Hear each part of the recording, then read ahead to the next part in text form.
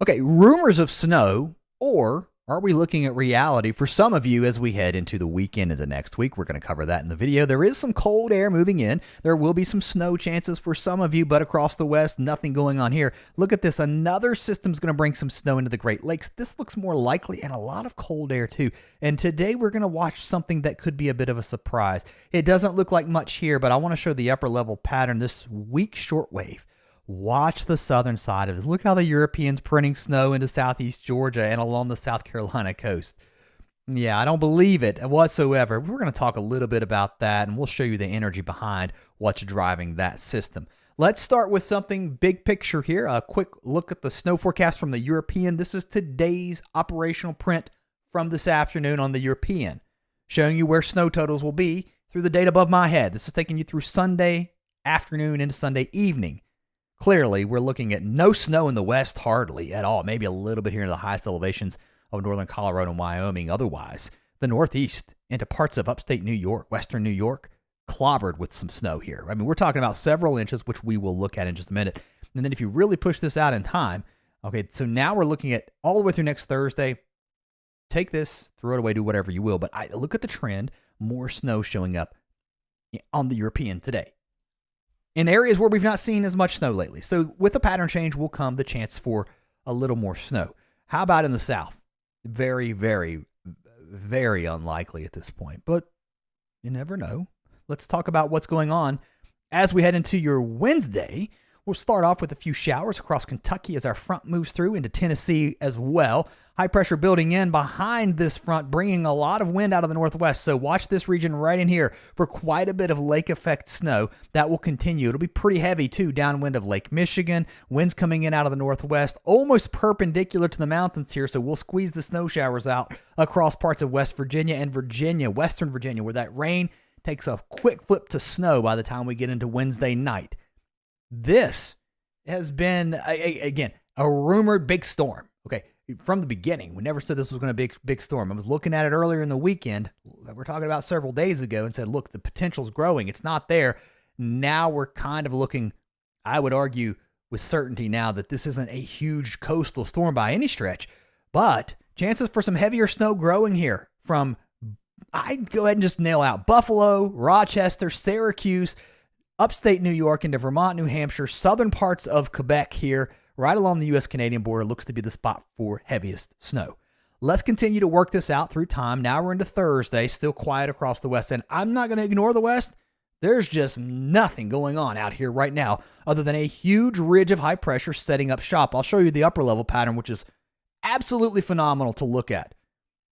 Crazy to see how dry it is. Here comes your next piece of energy in the upper levels, a huge wave diving south. Along this, will there be some kind of short wave that swings through, and can it create some precipitation on the southern end? I don't know yet at this point. I think anyone guessing on where that piece of energy, very small piece to cause some snow in the south, is going to be looking at Saturday. Fantasy, my friends, I'm telling you, but the pattern's there. So will there be something embedded in this broad northwest flow that could kick something up? European tries to pick it up across Oklahoma and bringing it south, but a better chance of snow, though, I think in this region. It's not heavy, but some snow showers, enough to put a little bit of a coating of snow down, I think, as we head through the weekend. And this, again, is the new data from today that we're looking at. Now we're moving into Saturday. Again, across the west as advertised. Not a lot going on. Everything sliding in on this northwest flow. A little bit of light snow into the northeast, turning cold. And again, remember how that piece of energy slides through? Check it out. Trying to show some snow on the European and the southeast. I think unlikely. More likely, though, would be this next clipper, though, that's going to bring some light snow, some cold conditions, too. This is going to be some really cold air working down into parts of Missouri, Kansas, even into the south. Behind this, it is a snowy time here. Maybe not a lot of snow, but multiple chances from the Great Lakes into the Ohio Valley. And I'm going to let this roll out because I want to show you the trend for the European. It keeps this ridge in the west. I kind of feel that way. It tries to show a breakdown late in the week. It tried to show this last night. And today, boy, does it start to crash down in the Pacific Northwest. This will matter for those of you downstream of it. We're going to be watching this next week. I promise. This is huge. And I think this could spell some snow for places who haven't seen the snow. Again, I think. All my opinion here, okay? So this is what we're looking at today. And this was showing up yesterday. This was showing up the day before. And we're looking long range. The trend, my friend, has been for a snowier and colder and more precipitation across the west toward the 22nd, 23rd, 24th. Now, will we get some kind of storm with this type of trough? Does it warm up in the east? Yeah, it would with this type of setup. The question is, does it do it? I don't know. We're looking really far out. The trend has been there, and now you put your snow in different areas. There's a long way to go before we get there. Let me show you the pieces of energy that we're watching right now. This is an impressive walk. Look, there's 1, 2, 3. I showed this earlier today. If this upper low, what's left of it, would slow down a little bit and wait on these two pieces of energy, you could have one heck of a snowstorm. It would dig this trough into a negatively tilt, and now you would be dealing with a huge storm on the East Coast. You don't see that. In fact, you see a lot of cold air up in the upper levels just spinning and kind of almost, it's not quite disconnected, but it's just not a huge storm. It does try to go somewhat negative as we get toward Friday. Again, that's why I think we could see some heavier precipitation on the northern side of this, but we're already looking upstream. Okay. Look at this across the west. I'm going to let this animate for just a second because I just want to show you how impressive this ridge is out here. Look at this. I mean, I'm just going to let it spin. Incredible. So, not a lot of changes going on. Notice how everything, though, piling up and over the ridge and diving down. The question is, what pieces of energy will be diving in this northwest flow? Where will it be? Boom, there comes the change. You saw it there, right? As you start to shift your trough into the west and change your storm track. A long way to go before we get to the end of this frame, I know. But look, I want to pinpoint that southern chance of snow and show you how impossible it is for us to track.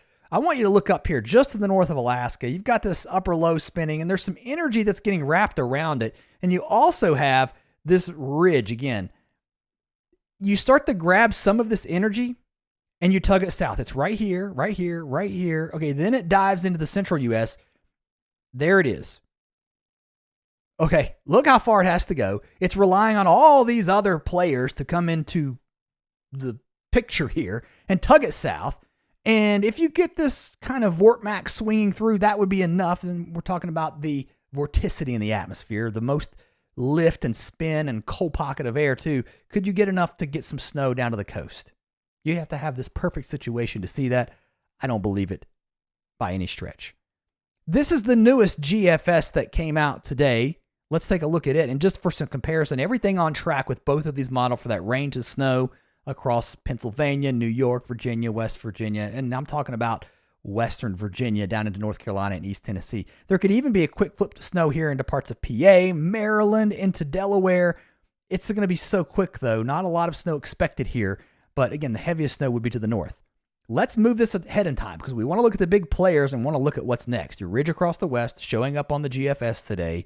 Here's your cold air moving down into the south. There's that snow shower activity around the Great Lakes into parts of the northeast that we've been looking at. High pressure building in. Oh, look at that. How about that? The GFS trying to catch that piece of energy. There it swings through Oklahoma, through the south. Notice the flurries trying to show up across Mississippi and Alabama. Then it tries to do something right here along the southeast coast. This is Sunday, my friends. It's Tuesday. I am not going to trust a shortwave that's still sitting up above Alaska that's got to get caught in northwest flow and spin around the trough and come back up from the southwest and put snow into the Outer Banks this far out. No way. But there it is. So when you see it and you hear rumors of snowstorms, that's the title of the video today. There's your rumor. So you can't just look at an operational run and think that's exactly how it's going to be. I'm going to let the GFS roll because I want to look at the trend now towards the 22nd, 23rd. Boy, notice what we see. Bit of a breakdown in the west of that huge ridge on the GFS. It tries to put some crazy monster storm on the 18Z, and the GFS has major feedback problems, but clearly we see changes taking shape across the country. This would be the midday run of the GFS. A little bit of a different look. You still kind of see the main players. There comes that western ridge breaking down right on time above my head toward the 22nd and 23rd. So quite a bit of agreement. And then what happens after that could get interesting. Again, I'll be watching it, so subscribe and come back. Let's look at the snow totals. This would be updated on the GFS. I'm just want to just give you a broad stroke of where the snow is going to be. Again, maybe some light accumulation out here into Delmarva, into parts of northeast Virginia, into southern parts of PA, but certainly not a huge deal. Back into the mountains, looks like 2 to 4 to me, if I had to guess. So from Boone, north of Asheville, once you get up toward the Tennessee line, down toward the Smokies, get up towards places like Southwest Virginia, eastern Kentucky, an inch or two. But once you get up here into the eastern mountains of West Virginia, western Maryland, somebody sees 4, 5, 6, maybe even 7 inches of snow. But down in the valleys, places like Charleston, Huntington, maybe an inch or so at best. Up towards Pittsburgh, maybe an inch or two. But downwind of the lakes, there could be more than 6 inches. And again, the sweet spot for heavy snow, to me, looks to be right along the U.S.-Canadian border. And I'm going to let the GFS take you now through the next system that's going to swing through, putting a little bit of light snow down on top of what we're seeing. And look, the GFS trying to pick up on that snow. Yeah, I'm not believing that just yet. A little bit further to the west here. We'll make sure we can see everybody. Again, not a lot going on.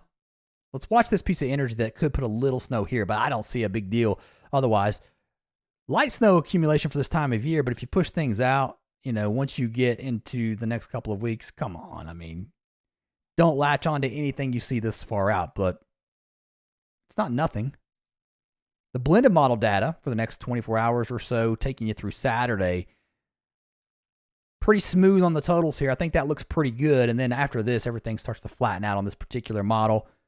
Either way, a little bit of snow on the way here for sure. And further to the north and west, again, we've talked about a lot of this snow. These clipper systems will put down some snow into parts of Canada. Now, we're talking about, Winnipeg maybe on the edge of it. And then west of that, once you get back here into Alberta, Saskatchewan, may see a little snow, but Alberta, dry, down into the northern Rockies. Now you're under the influence of that ridge with all the snow with these clippers to the east of here. So places like Winnipeg, down to International Falls, Minneapolis, over the next clipper systems that we see, notice how it does start to add up. And there's your pattern change showing up. My gracious. We get that. No, I don't believe it.